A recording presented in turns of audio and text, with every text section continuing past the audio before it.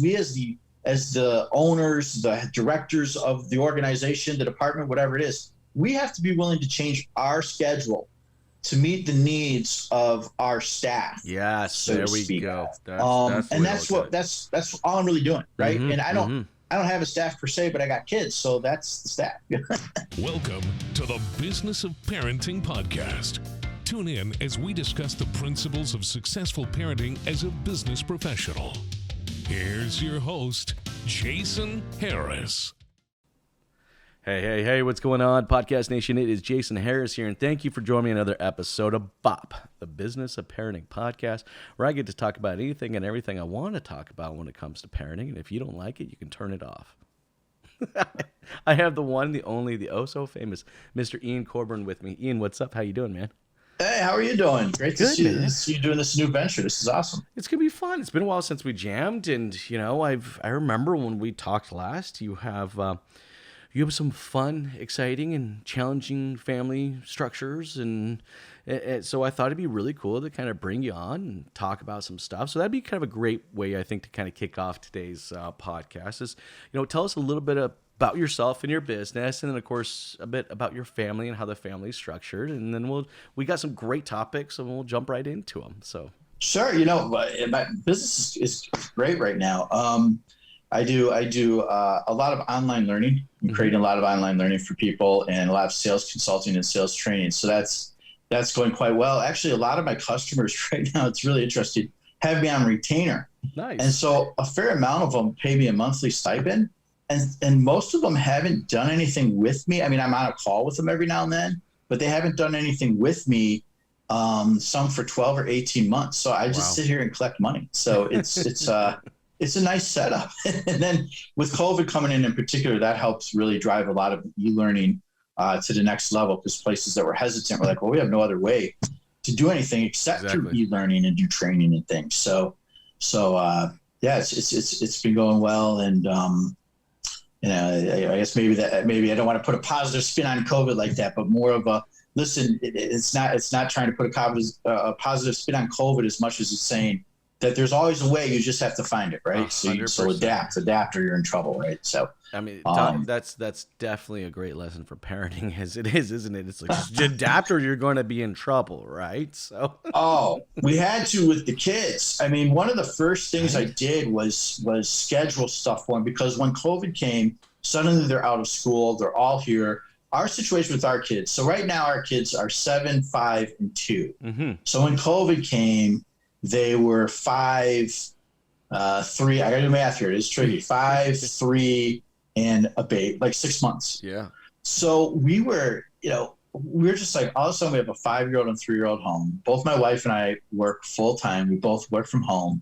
I was going out and seeing customers every now and then, and going to speak and whatever, and that all just fizzled out, right? Mm-hmm, so home all the time. You're like, how am I going to deal with kids? And that's the first thing I did is we got to schedule this. We got to schedule what the kids are going to do. So at the same time, every day we had Olympics. So for like 20 minutes, they did different events. We came up, kids and I planned out the events for a whole week ahead of time. So on Sunday, we'd sit down and go, what are the events going to be? We'd sit down and come up, I really like javelin. So we'd come up with some way to do a javelin throw or whatever. And that would be the event. And so then we do it at the same time every day. Now, of course, it's kids, so it doesn't always end up being the same time. But that kind of structure, I actually had them do work. So I would figure out ahead of time. And sometimes you don't have time, so you have to ad-lib it, or things don't work the way you expect them to work. And we were talking a little bit before the show about some technology and how it drives us crazy. And I was talking about my printer, right? My printer sits there 364 days and 23 hours a year and doesn't do anything. And then when I go to print something like a dot to dot or something I want the kids to do, the printer's first thing it says is, conducting maintenance, please don't disturb me. Like, are you freaking kidding me? It's not ready.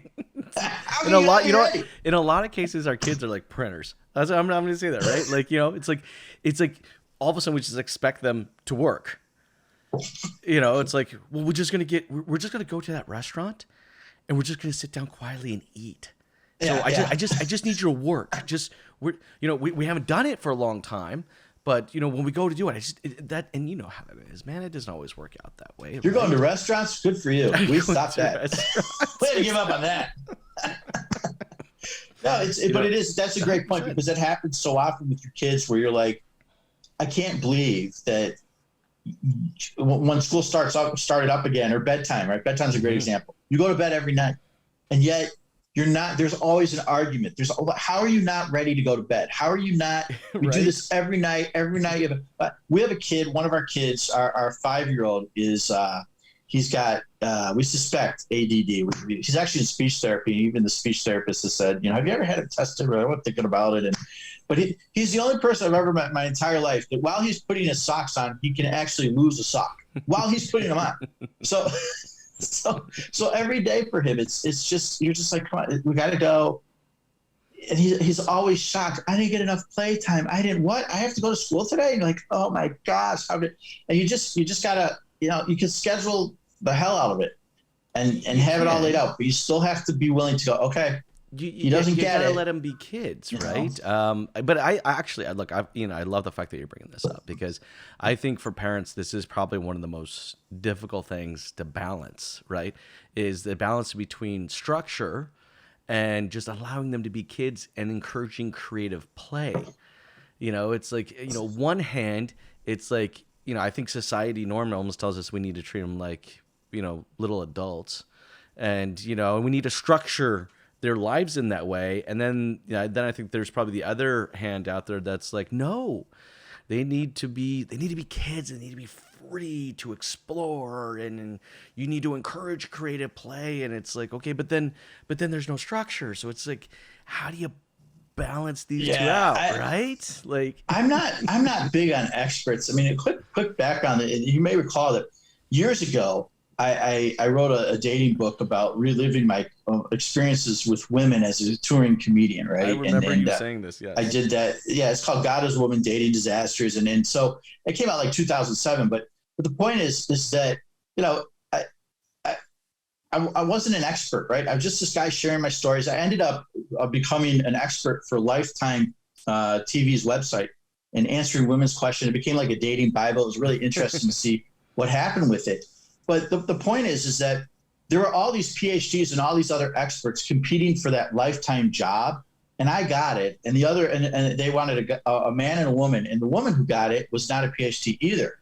And the reality is that it's because we're out in the battlefield, and everything they were doing was in an office and in this very stale environment, and just not realistic, right? So you hear a couple things that experts on parenting drive me crazy with.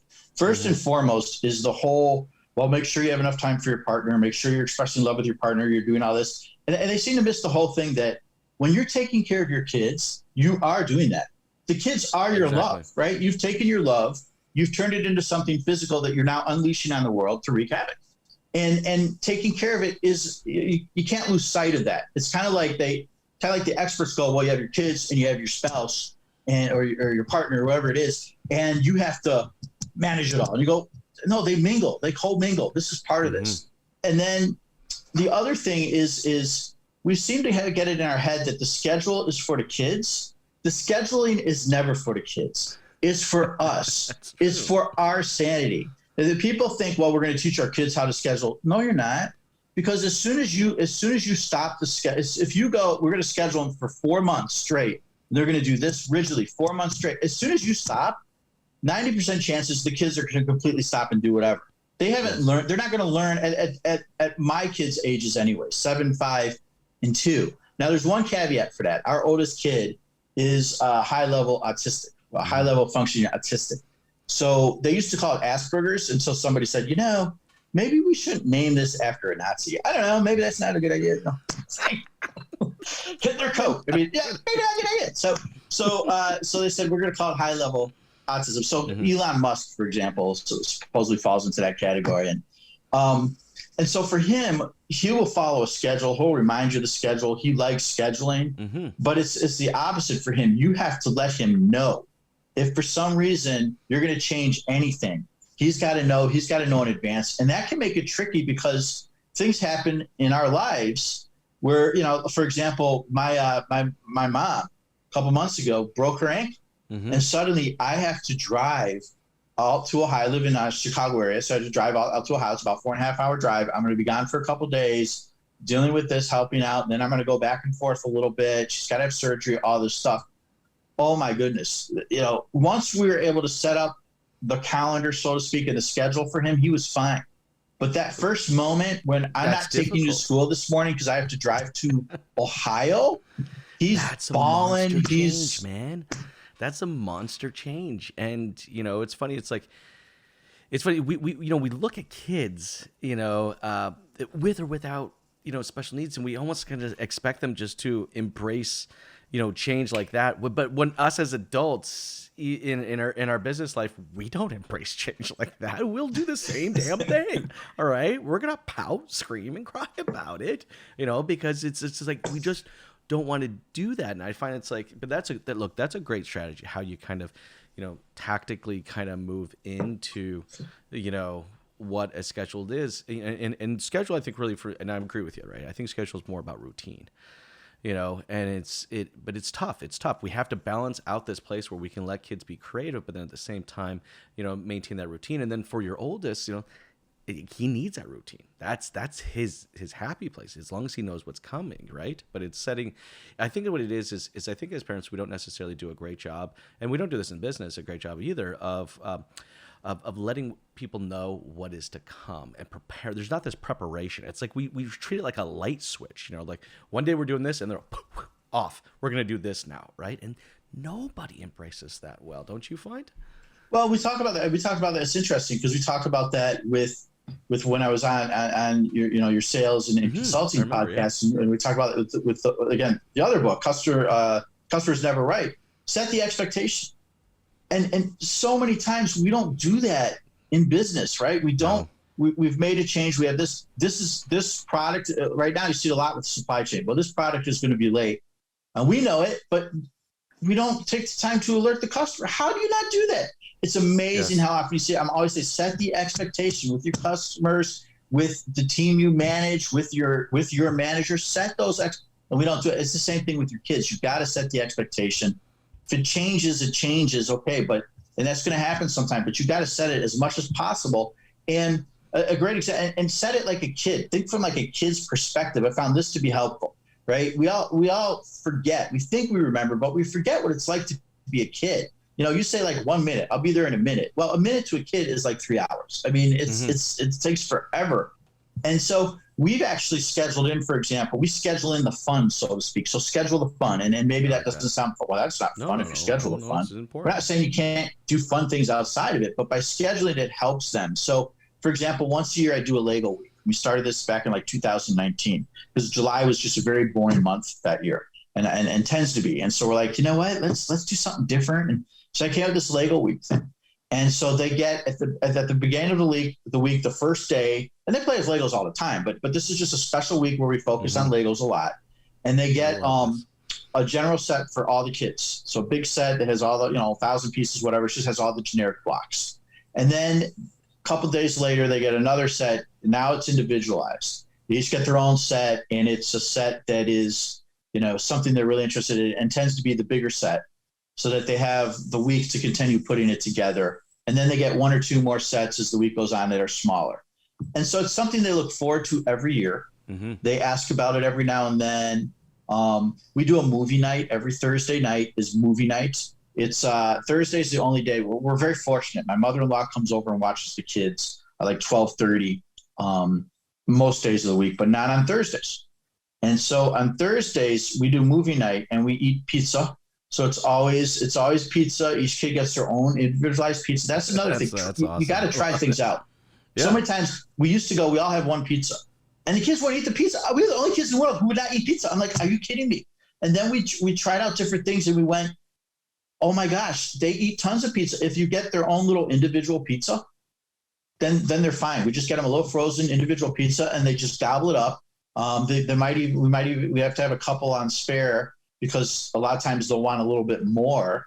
But still, if we go back to a big pizza, they won't eat it. But we do pizza because it's easy, right? It's an easy cleanup. It's an easy thing. It's so, we think about all these things.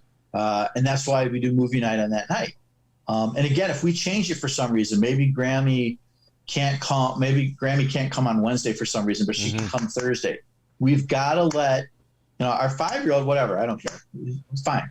But our 7-year-old, he's got to know ahead of time, because if he doesn't know, it's not like he has plans. It's not like he's like, oh, well, Dad, I was going to go play Minecraft. I was going to see my buddy down the street, and I got a business deal going on. I'm going to go buy a bicycle. He doesn't have it. It's just that for whatever reason, it takes him away from his comfort zone. He doesn't feel, I think it's almost like if you parallel it, he doesn't feel safe. Like you feel safe in your house, right? Like he doesn't 100%. feel safe if you change the schedule and he doesn't know what's going on and what's coming up. And so you have to. And I love the fact that you bring up. And I love the fact that you bring up the word safe, because I don't think it's actually any different for adults.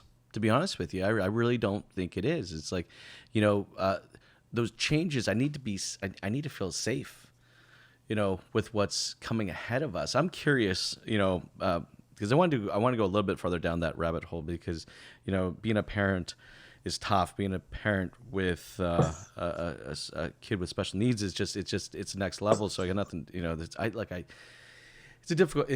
It's a challenge. I imagine that's one you definitely want to step up to, but it's difficult, right? So I'd love, and I think that you have an interesting perspective, because you've done sales training for a while. Between coaching and training and giving them direction. Do you see some similarities in how you kind of execute these two? I do. I have to tell you, though, I mean, probably even more so going back, I'm very fortunate. I started my career, as a stand-up comedian. So I did for 10 years. And what's interesting about that is I've always had that ability then. What makes comedians good is they see things differently. So they just filter things differently, right? This occurs, they filter it, they come out with this joke about it, right? And a way to look at it. And so I do that. But really what it comes down to is again, before you get into all the steps in the process, you have to figure out the culture, right? The mentality. So what's the culture going to be? So the culture here is mentality. Mm-hmm. And I was really struggling until about maybe even a year ago. And I still struggle. It's always a struggle. It's always with the kids. It's always something, right? Of course. But what's helped me a lot is changing my mentality, because I was so focused on, I got to get business. I got to make money. I got to be a provider, right? That was the focus, provider. And provider meant making money, doing the business, doing all that. And it was, Dad, go, no, I can't talk now. Go away. Go. Give me 5 minutes. And then 25 minutes later, maybe I go talk, right? That was, and I realized my mentality changed. My mentality went, be a father first. So be a father first. So that means I schedule my schedule so that I'm always 95% of the time I can step away for 5-10 minutes if I need to, right? I can go, you know what? That's okay. It's okay if I step away and I do this. It's okay if we're with this podcast and I got to step away. That's okay. We make it work. We can edit, right? Yes. So that's the mentality, and that's made a huge difference. Not just for my kids, but also for myself. It's just taking stress off me, and it lets me know this is what you do first. That's the expectation. That's the culture. Well, it goes into what we were talking about earlier. It's about structuring time, right? And I think when I started sharing my schedule with my kids, and they see how I structure my time. All right, kids don't have a concept of time, which I am just absolutely just in love with. I love the fact that they don't necessarily have that structure of time. I mean, but the only structure of time they have is they know when the sun is going down and the street lights are coming up and it's time to come inside, right? But, they don't know if they were out there for 15 minutes, if they were out there for 3.5 hours. And nap time. Oh, of course, and nap time, of course. Yeah, yeah. But I think as they get older, I think it's important that they do understand the value of that time. And it's like when we show them, ourselves, like what we do and how we execute our time, I think it's a great example of that. But this kind of goes in, this is a perfect segue kind of into our next topic, where we're talking about, slowing down to service kids as needed, and I say as needed, because I do feel like as, I don't know, maybe an industry or maybe just a society in general, we're told that that as busy, entrepreneurial parents that, we need to slow down our business so that we can, service our kids. I don't necessarily agree that I think that's the case. And I think, slowing down to service kids as they needed, each of my children are different. So sometimes I got to slow down a lot. Other times I don't have to slow as much, but I'd love to get your thoughts. Well, I'm gonna put a little twist on that. It's we hear about time management all the time, Yes. and it's crazy. All the stuff you have out there, people have for their time management, right? They say, well, you should, like if you read the book, The 4-Hour Work Week. So this got some nice little tidbits in there, but so much of it is ridiculous. Like things like answer your emails only at this time of the day, and this time in the morning and this time in the afternoon.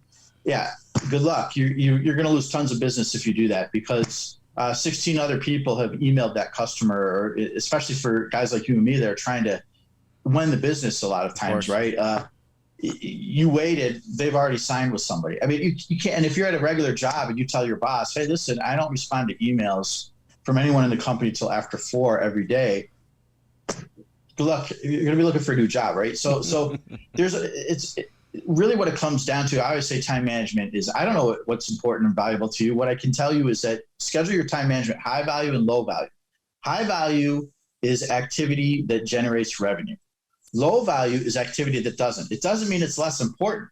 It's still very important, generating reports, whatever it is. And it's the same thing. So the kids aren't going to adapt. We have to adapt. So for example, in my life right now, what I'm finding happening is I'll do all the work I do during the day, and I focus on most of that being connecting with customers somehow, some shape, fashion, or way, right? Sure. And then what happens is then I'm doing more stuff with the kids. After like 3:30, it's more stuff with the kids every day. Sometimes after 4:30, right? Whatever that looks like. And when my mother-in-law's here, which is a lot of days, I can go up to 5 if I need to, right? So it depends on what's going on. But a lot of times after 3:30, I'm with the kids, hanging out, doing some stuff. Fine. Then what happens is bedtime starts at 7:30, ends about 8:30. I come downstairs, I fall asleep on the sofa, and because I don't mean to. I'm like, I got all this work to do, I'm gonna get it done. I don't. I fall asleep on the sofa. I wake up every now and then, but I don't have enough energy till about 12:30. Mm-hmm. I get up and I work on stuff till 2:30 in the morning. And that slot, I get a ton of stuff done, and that's all my low level or my low value activity, rather. Yes. Because I'm not going to contact clients then, right? Nope. So I get all this report stuff, all this, whatever it is, I get a ton of it done then. I'm working on a kid's book right now, so I'll do editing then. I'll do, so whatever it is, that's when I do it. And then about 2:30, I'm like, okay, I'm ready to go to bed. I go to bed and we start it over the next day. And these patterns change, right? Every now and then it changes up. But right now, that's where I'm at. That's the schedule. That's how it's going. And so we, again, if you parallel to business, we as the owners, the directors of the organization, the department, whatever it is, we have to be willing to change our schedule to meet the needs of our staff. Yes, so there we go. That's all I'm really doing, right? Mm-hmm, and I don't have a staff per se, but I got kids, so that's the staff. Well, but it's true though. I mean, there's a reason why we're calling this a business of parenting, because I honestly do believe that it's a business, and there's just so many facets to it that have to be managed like that. But you're right though. Like, I mean, we do have to structure our time. I'm very similar the way I kind of structure my time. My kind of low hours is I get up at like 5 a.m., 5:30.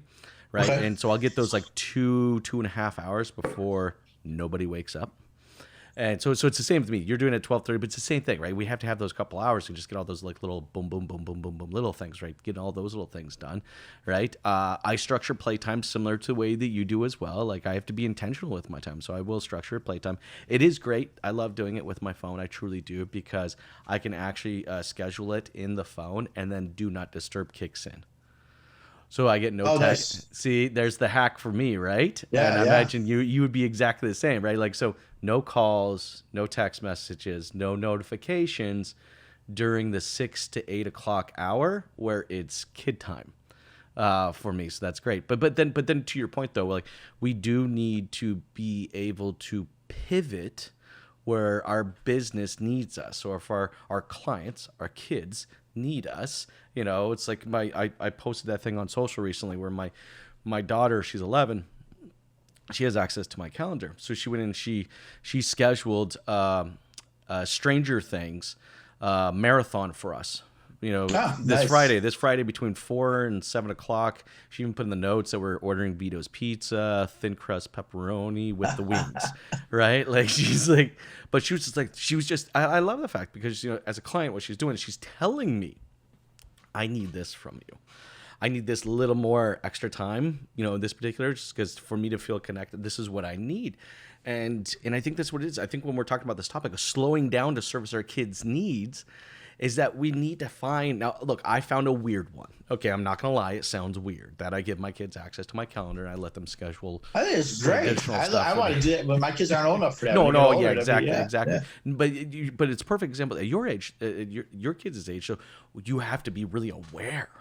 And I wasn't, man. I'll tell you right now, Ian. One of my kids were your age, and I still have, like, mine's 11, 8, 11, 8, and 7, right? But when they were 5 or 6 or 7, like I wasn't self-aware when they needed that because they wouldn't be able to tell me. Now my daughter's 11, she can tell me, Dad, I need you Friday between 4 p.m. and 11 p.m. and we're gonna watch Stranger Things together. I need that from you, right? But I tell you, it's tough to do it with kids at that younger age. I'd love to kind of get your thoughts of just like how can we identify the times that we need to slow down to service our kids' needs. You got to pay attention. And one nice thing about working from home is it's so easy. You pop up there every now and then. You see, and again, we have the advantage. You can hear if they're being loud or noisy or whatever. And they'll come to you like, Dad, I want to, I want to do this right now. I'm interested in this. And then, you figure like, we'll come down. Oh, Dad, can we build this robot now? Can we do it? Oh, I can't really do it now, but let's schedule something. Let's say that I finish this at this time. So we do that, ad lib. But as we're talking about this, one thing that pops into my mind, and again, it's something, this is a real challenge for us as adults. This is a real challenge. Kids screw up. And we have the surprise, right? This just happened to us the other night, my wife and I. We had it was nighttime, it was bedtime. She's getting ready to put my daughter down, or our daughter, I should say, our daughter down. And we're both in the basement, and and she's getting ready to go up and do this. And my 5-year-old, our 5-year-old comes downstairs, and he's covered in milk. I should send you a picture of it so you can see it. I will do that. But he went in the fridge. He went to grab his cup of milk that was in the fridge. It was up too high, even though we've told him a million times, ask for help. He didn't. He's very reliant, independent. It fell on his head. So now there's milk everywhere. No. It's all over his face. And now he's walked down to the basement and left this trail of milk. So we're like, oh man. So now we got to stop everything we're doing and clean up this milk. It doesn't matter what else is going on. This suddenly has to happen. And as parents, it's so easy for us to get mad because our schedule has been thrown off. Like, I can't believe you did that. I can't do it. You gotta build that into your scheduling, meaning that, okay, you step away here, whatever it is, tag team. Again, we're both there. We're both part of his life. So we have that ability to tag team. And that's what we did. I tend to be the one who's going to blow the fuse faster and harder. So my wife gave me that chance. She went with him and went upstairs and she dealt with him for a couple minutes while I was down here going, are you kidding me? Oh my God. You gotta clean it up. And then I go upstairs and the first thing she asked me to do is take photos of just how bad it is. And then she goes downstairs for a couple minutes and does whatever little venting she needs to do. She comes back up. I'm in a good place because she doesn't trust me to clean up as well as she's going to clean up. So I didn't have to do too much. But now I have to, take care of our daughter who doesn't want to do anything with me at that time. This is mommy time for bed. So she's screaming, she's having a fit. I'm trying to find things to do with her, corral her up. And so it gets crazy sometimes. And again, that's something, it's so easy as we talk about this to go, well, this, and this. And again, that's why I think experts drive me nuts because everything is always so black and white and then this box. And then, if this doesn't work, talk to your child about this. It's not going to work. My daughter is screaming. She's upset. She's used to having mommy at this time. She's 2 years old. If you change that on her, she's going to be upset. It's okay. Well, she's anybody upset. Would be, I just got to accept it. It is. But though, I love the fact that you brought up that story with you and your wife. And, I think in business, when I think, I have very key individuals in my business, maybe my right-hand person, my left-hand person. I have support teams, right? And look, I'm self-aware, to know that there are just certain things I am not overly great at. I've been working on becoming more, let's call it, emotionally intelligent. We're in the automotive industry. That was not something I was ever taught to be, and it was just, look, we're an industry of, suck it up, buttercup, checking out the door, just get your shit done, and let's move on, right? Yeah. So because of that, I've had to rely on some key people in my business to be my emotional intelligence, because I understand that I'm getting better. 100% I'm getting better, but not there. But that goes back to your story. It's like having those partners in the business is incredibly important thing, and that's what all businesses need. If it's parenting or if it's your actual business, it's like you need to be self-aware enough to know what where your weaknesses and your strengths are, and you balance those things out, man. And look, I know we're getting towards the end of our time today, and I'm confident we could probably go for a whole other hour just on some of these topics, but I'll have to do this again sometime. But before I let you go, though, today, Ian, for everybody out there that's watching and listening right now, and for those who may want to connect with you and just kind of follow along with your journey, man, what's the easiest way to connect with you? Email Ian Coburn, just IANCOBURN @hotmail.com. You can also reach me my business one, which is Ian, IAN, @GPAtrain.com. So Gary Post Atlantic Train.com. And then, of course, find me on LinkedIn. Just if you search Ian Coburn GPA, it will come up. I come up pretty easily. So I'm not hard to reach. So feel free to reach out to me and talk about this or anything else, business, whatever. I'm always available. I go back to that book again. A quick story: the scariest moment I ever had in my life, and I got through this, so I could talk to you about anything. When I wrote that book, I was surprised how many kids. This is the book about the dating, and it's very visual. Like, you'll know more about me than you ever want to know. We'll leave it that way. I mean, it's an R book, right? R-rated book. And I had how many young kids read it? I had a 12-year-old reach out to me. Wow. And ask me if she thought she and her friends should stuff their bras.